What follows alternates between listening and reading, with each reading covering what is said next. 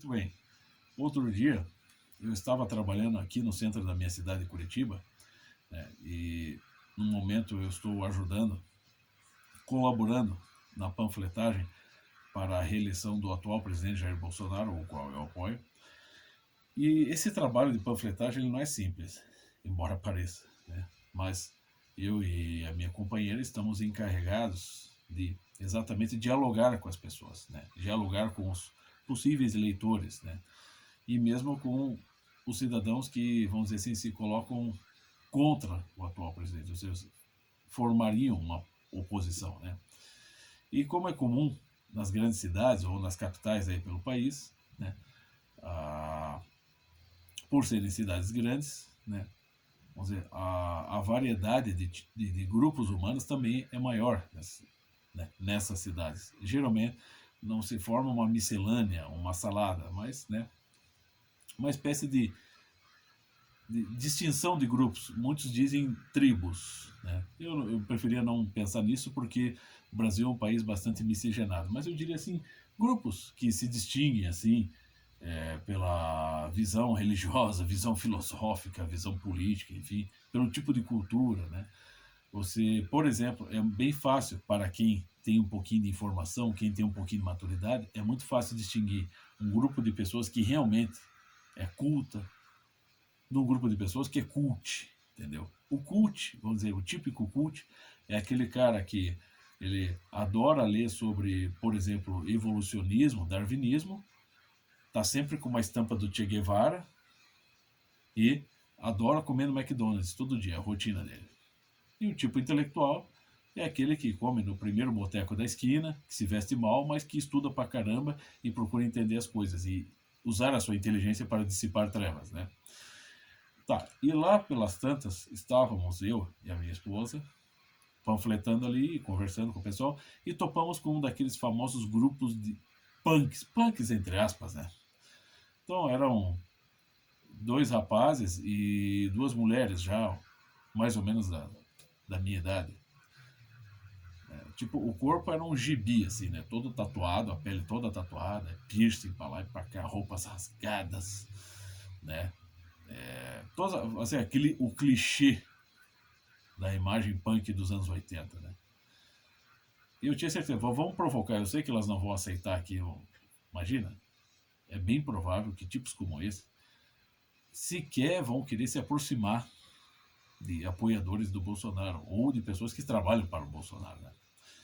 Então chegamos lá e tentamos dialogar e, obviamente, né, eu sabia que eles não iam.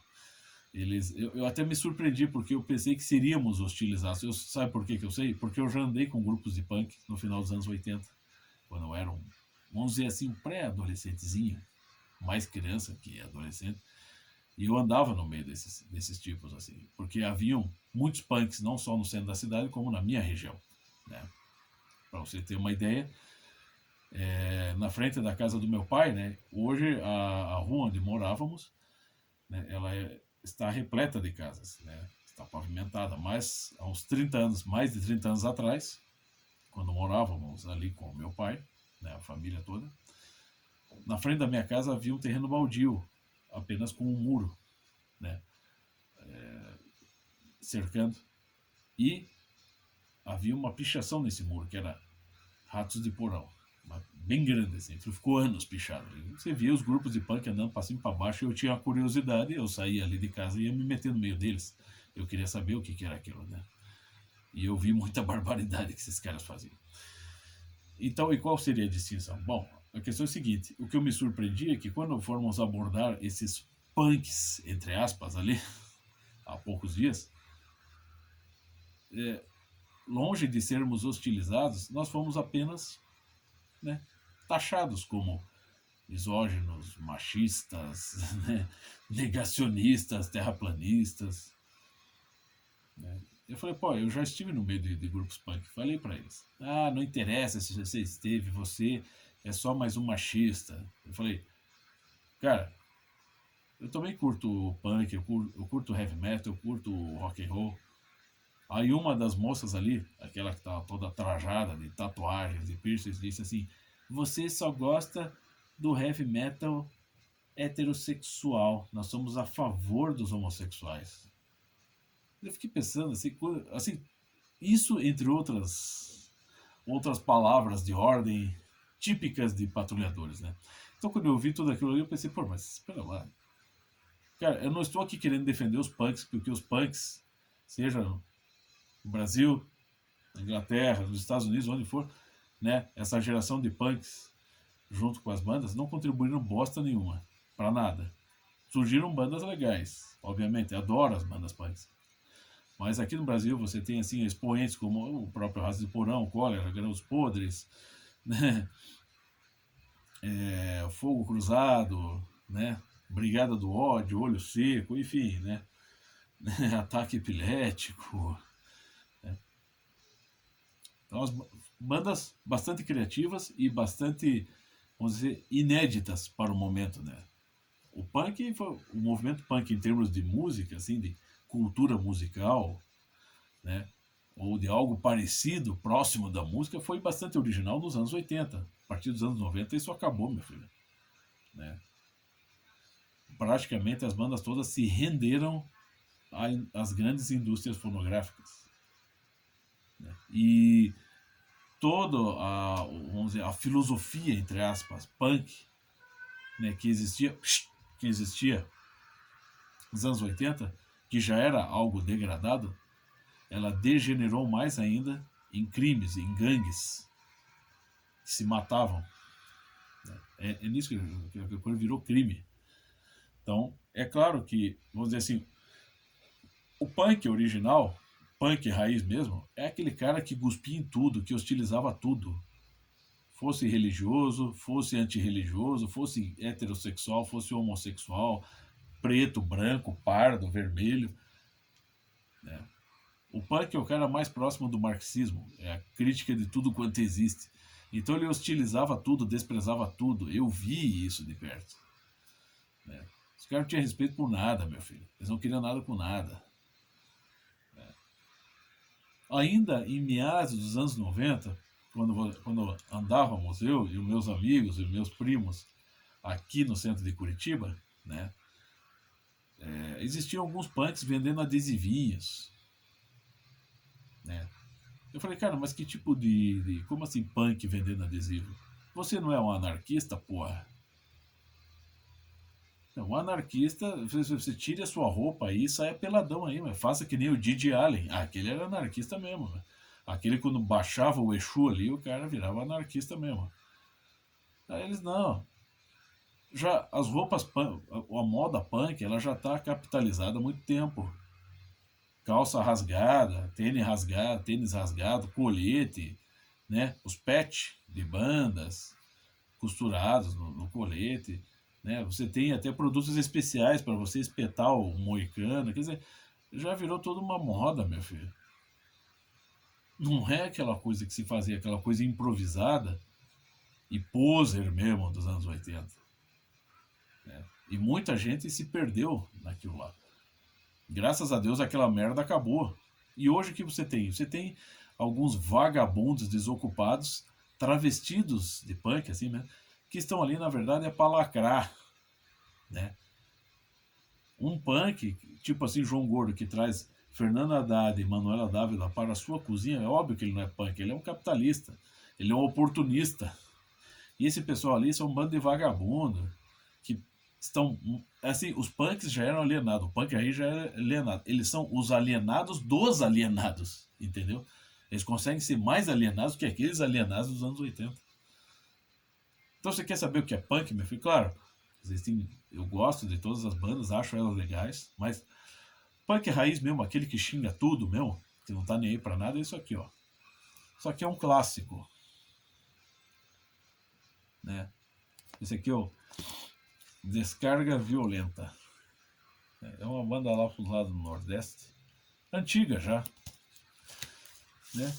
Aqui você tem esse aqui é um verdadeiro achado, né? Uma verdadeira raridade que me foi legada pelo meu tio. Então você tem aqui, ó. Por exemplo, para você que tem alguma dúvida de que todo punk se o punk resvala ou não para a esquerda, Você pega aqui, ó, quer ver? Vou pegar só uma letra deles, tá? Guerrilha. Ela só tem 2 versos. Ame seu ódio e haja já. Quem conhece sabe até cantar essa música, ela é bem engraçada. Mas você vê, você percebe que aqui, pelo menos, você tem registrado, né, um registro fonográfico feito assim, né, de forma bastante precária, amadorística, onde uma banda punk procura expressar exatamente o que era o punk. A hostilidade a tudo que existe. A tudo que existe.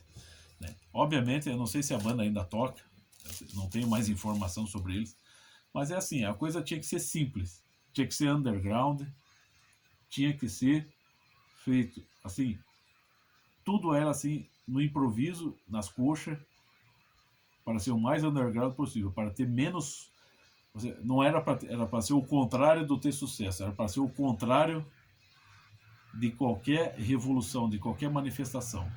Era para ser hostil. Mas, claro, né, não conseguiam, mesmo aqui, ainda assim, mesmo querendo ser totalmente anárquicos, ainda assim, né, não conseguiam fugir da condição de bucha de canhão para qualquer tipo de revolução, para qualquer tipo vamos dizer assim, de produção de movimentos violentos que utilizem os jovens como a bucha de canhão, entendeu? Então seria uma espécie de preparação, né? Só que, como diz lá o Leandro Ruschel, né, falou assim, os grupos assim, tipo as bandas, né, essa cultura de bandas punk, ela de fato ficou muito marginalizada. Por quê? Porque ela explicita, assim como o black metal, acabam explicitando demais, deixa muito na vista o que é exatamente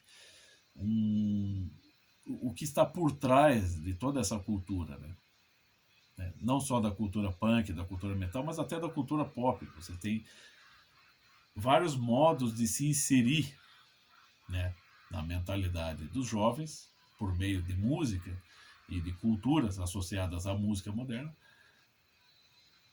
estilos de vida que, vamos dizer assim, cuja natureza e cuja finalidade consiste em quebrar qualquer tipo de tradição, qualquer tipo de vínculo com valores, com a família, tal, né? Então eles não conseguiam fugir a isso na hora de ser anárquicos, né? Então, mesmo eles, sendo o punk raiz, não conseguiam fugir, não conseguiam se distinguir muito dessa condição de, vamos dizer assim, lacradores, né, de filhinhos da revolução, filhotinhos da revolução, ecos já de uma revolução que vem comunista, esquerdista, que vem de séculos. Agora você imagine esse bando de vagabundos hoje ali, que sequer sabe o que significa a palavra punk, né? Eles não sabem nada. No meu entender, né, a alienação deles é clínica, entendeu? Então, esses tipinhos punks, entre aspas, que estão ali no centro da cidade de Curitiba, eles são uma vergonha até para os próprios punks, né? Aqueles cujos sobreviventes já estão lá com seus 50, 60 anos. É triste. Até nisso o troço tá feio para grande parte da juventude, né? Alienação da alienação, né? Enfim, era isso.